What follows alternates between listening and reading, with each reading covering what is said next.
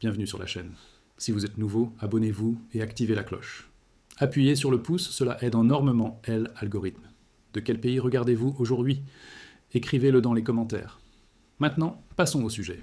Jeudi matin à 9h37 à Pékin. Dans une salle de conférence silencieuse, un vice-gouverneur de la Banque populaire de Chine élève. Il parle pendant 11 minutes. Et il allume une mèche sous le système du dollar. Pas avec des missiles ni des troupes, avec de l'or. L'or vient de dépasser 4600 $ LA once. Un nouveau record absolu en janvier 2026. Le prix a augmenté de 70% en 12 mois. Ce N n'est pas une bulle spéculative. C est un vote de défiance contre le dollar. Un vote institutionnel des banques centrales du monde entier. Et la Chine vient de leur offrir une alternative concrète. Voici ce qu'ils ont annoncé. Les banques centrales étrangères peuvent stocker leur or à Shanghai, dans des coffres enregistrés auprès du Shanghai Gold Exchange. Les frais et transactions peuvent être réglés en yuan. Et des garanties sont offertes. Des garanties aussi solides que les standards occidentaux. Cela peut ressembler à une simple mise à niveau de stockage. Ce N n'est pas le cas. C est une porte de sortie, pour que les pays déplacent leur or hors de New York et de Londres, réduisent leur exposition au dollar, et mènent des activités de réserve à l'intérieur du système chinois. Pourquoi quelqu'un déplacerait son or?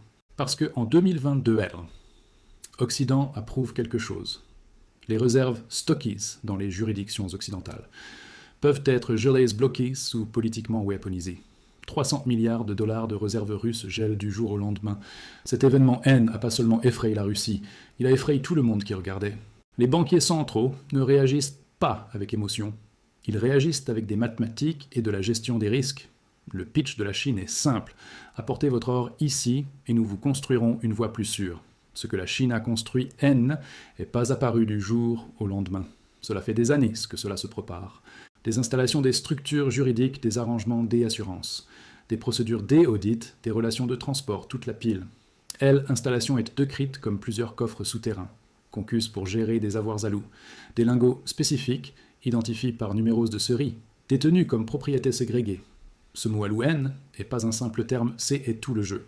Écosystème occidental de aura deux visages. Un visage est le métal physique real dans un contenum. Autre visage est constitué de créances papier, des poules non alou où la propriété peut être floue. Et le risque de rehypothécation vit dans ombre. Quand la Chine dit alou se grègue lingot par lingot, il signale nous pouvons vous donner ce que d'autres ne garantissent pas.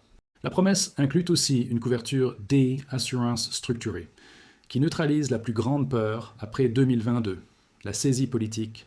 Le pitch inclut des audits indépendants des comptages physiques, des vérifications de poids, une confirmation de purette, et des droits de rapatriement avec un calendrier défini. Le monde se souvient des débats passent sur le rapatriement. Donc, quand vous additionnez tout, structure, alloué assurance audit et rapatriement, la Chine dit nous pouvons faire le package occidental dans notre système. Et ensuite vient arme réelle, la monnaie de règlement. La Chine N offre pas seulement du stockage pour or. La Chine offre un rail financier, des frais des contrats des swaps, des lignes de crédit règles en yuan, avec or à Shanghai comme garantie comme liquidité. C est ainsi que vous créez un écosystème de réserve alternatif, sans déclarer un étalon or formel. Ce N n'est pas une histoire de coffre C, est une histoire de réserve. Pause rapide. Ce que je viens de vous montrer, N, est que la surface. Mais il y a 5 autres facteurs que les médias ignorent, des facteurs qui expliquent pourquoi ce mouvement pourrait accélérer. J et tout documente toutes les données, toutes les sources. Dans la recherche financière, premier lien dans la description. Continuons avec l'effet de Rousseau. Le dollar N n'est pas dominant parce que les États-Unis sont grands. Le dollar est dominant parce que le monde, utilise. Si vous commercez des matières premières, réglez des factures ou gérez des réserves, vous utilisez par défaut des dollars. Parce que tout le monde utilise par défaut des dollars. Cette boucle auto-renforçante est le fausse, mais les fausses peuvent se drainer. Si suffisamment de grands acteurs font plus de réserves dans une autre unité, la boucle S affaiblit. Pas du jour au lendemain, pas dans un seul titre, mais lentement puis soudainement. Ce pattern lentement puis soudainement piège les gens. La Chine a aussi un autre avantage, la préparation. Ils ont accumulé de l'or pendant des années, officiellement 2300 tonnes. Mais les estimations parlent de 5 à 8000 tonnes. Quand vous incluez les entités connectées à l'État, et ils ont construit des liens commerciaux bilatéraux qui réduisent l'utilisation du dollar. surtout à travers la chaîne des matières premières. Donc quand ils annoncent une option de coffre et de règlement, ce N n'est pas un mouvement isole, C est une pierre angulaire. D, une longue stratégie pour rendre le yuan plus utilisable. Voici la partie qui fait trembler les marches. Le moment où même une poignée de banques centrales commencent des discussions sur le déplacement de LOR. Tout le monde regarde, parce que les gestionnaires de réserve ne veulent plus pas être derniers. Ils ne veulent pas stocker leur métal dans une juridiction hostile. Ils ne veulent pas détenir une monnaie qui perd des parts. Donc ils couvrent, ils testent, ils diversifient, juste au cas où. Et une fois que la diversification commence, elle devient une tendance. Maintenant, regardons les chiffres. En octobre 2025, la part de l'or dans les réserves des banques centrales mondiales est passée de 24% à 30%. Les actifs en dollars ont décliné à un minimum historique de 40%. Selon les données de la Deutsche Bank, la valeur totale des réserves D or des banques centrales mondiales, au deuxième trimestre 2025, pour la première fois dans l'histoire, a dépassé leurs avoirs en bons du Trésor américain. Cela signale que l'ère des Treasuries, comme roi des actifs sans risque, est terminée. Les achats D hors des banques centrales ont atteint 1037 tonnes. En 2022, le niveau le plus élevé depuis 67. Et ils ont continué 634 tonnes dans les 3 premiers trimestres. De 2025, avec des achats annuels prévus pour dépasser 1000 tonnes. Arrêtez-vous une seconde. Vous comprenez maintenant plus que 90% de la population sur ce qui se passe dans le système monétaire mondial. La question est, comment vous positionnez face à ce changement? Dans la recherche financière, J documente les données sur L, or et le dollar, mais aussi L, analyse de la Chine, de L, argent, du Venezuela. Et chaque nouvelle documentation que je publie, un accès, toutes les analyses définitivement. Lien dans la description, continuons avec la cascade. Le règlement N est pas juste comment vous payez C et le contrôle. Si votre commerce, vos swaps, vos couvertures passent par les dollars, vous êtes attaché au système du dollar, à sa liquidité. Vous êtes attaché au risque de sanction du dollar. Vous êtes attaché à la politique monétaire américaine, que vous le vouliez ou non. Mais si vous pouvez régler une partie en yuan, avec de L or à Shanghai comme garantie neutraliste, vous construisez de L optionalite, et L optionalite C est le pouvoir. La Chine N n'a pas dit « nous allons remplacer le dollar demain ». Ils ont juste offert une voie alternative avec suffisamment de crédibilité pour que de vraies institutions puissent, elles, l'utiliser. C est la seule chose requise pour commencer le changement. Les médias financiers mainstream vont présenter cela comme symbolique. Ils diront que C est un impact limite. Ils diront que le dollar est trop gros pour échouer. Dans un sens étroit, ils ont raison, les grands systèmes ne basculent pas en une semaine, mais C est aussi pourquoi ils ont tort. Les systèmes de réserve ne s'effondrent pas en une semaine. Ils érodent, ils fuient, ils perdent des parts, jusqu'à ce qu'un jour la confiance qui les tenait se brise. Et quand la confiance se brise, la revalorisation est brutale. Je vais vous donner une séquence mois par mois. Pas parce que je peux voir L à venir, mais parce que C est ainsi que le comportement institutionnel fonctionne. Quand la perception du risque change, le statut du dollar N n'est pas une loi de la physique. C est un accord social soutenu par L infrastructure. La Chine construit L infrastructure. Étape en discussion discrète. Quelques pays souvent liés aux matières premières ouvrent des dialogues. Ils demandent la logistique, les protections juridiques, L assurance. Ils demandent ce qui se passe si les relations se détériorent. Ces premiers movers N n'ont pas besoin de tout déplacer. Ils signalent qu'ils sont prêts à le faire, cela seul change les incitations. Étape 2, transfert pilote. Une banque centrale de taille moyenne déplace une portion. Assez pour tester le processus pour voir comment les marches réagissent. Si ce transfert se passe bien, le pays suivant se sent plus en sécurité. Étape 3, transfert titre. Un grand acteur le fait. Le plus grand transfert titre potentiel est un poids lourd des matières premières. Le pétrole est L, exemple évident. Si un grand exportateur d'énergie aligne le stockage et le règlement avec la Chine. Les marches le lisent comme un pivot à long terme. Et une fois que les marches le lisent, pivot, il prisque la tendance. C'est et quand vous obtenez de la volatilité. Que arrive T au dollar à cette étape? Il ne disparaît pas. Il est frappe là où il est vulnérable à la demande marginale. Les monnaies de réserve survivent. Grace a une demande étrangère constante pour leurs dettes et leurs liquidités. Si les institutions étrangères réduisent que les achats marginaux d'actifs en dollars, les rendements augmentent. Si les rendements augmentent, emprunter devient plus cher. Pour un gouvernement avec des énormes déficits, la pression augmente. Et voici le piège. Le système peut répondre en resserrant ce qui casse la croissance, ou en assouplissant ce qui casse la confiance. Dans les deux cas, C est la douleur. Les États-Unis ont actuellement plus de 36 000 milliards de dettes nationales. Les paiements D et un trait seuls dépassent $1 trillion par an. C est plus que le budget de la défense, plus que Medicare. C est le poste budgétaire qui croît le plus vite. Et si les rendements augmentent à cause de la diversification des réserves, ce chiffre explose encore plus vite. Les banques centrales étrangères et les investisseurs mondiaux détiennent une quantité massive d'actifs en dollars, des bons du trésor, des dépôts, des obligations, des actions, toute la pile. Ces avoirs existent à cause du statut de réserve. Ils existent parce que les dollars sont utiles partout.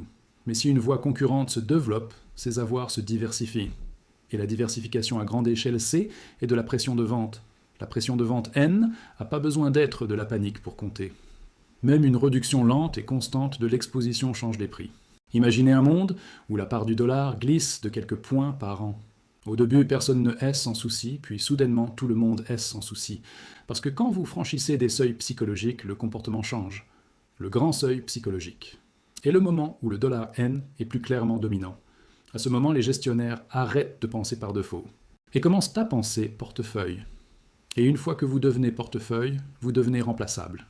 Les conséquences personnelles de l'érosion des réserves ne sont pas abstraites. Si toute votre vie financière est libellée dans une monnaie qui perd de la demande, vous faites face à des coûts d'importation plus élevés, à une pression inflationniste plus élevée, et à des taux d'intérêt plus élevés. Même si votre revenu reste le même, votre pouvoir d'achat chute. C'est pourquoi le statut de réserve compte pour les gens ordinaires. Il subventionne l'emprunt, stabilise la monnaie, rend les importations moins chères.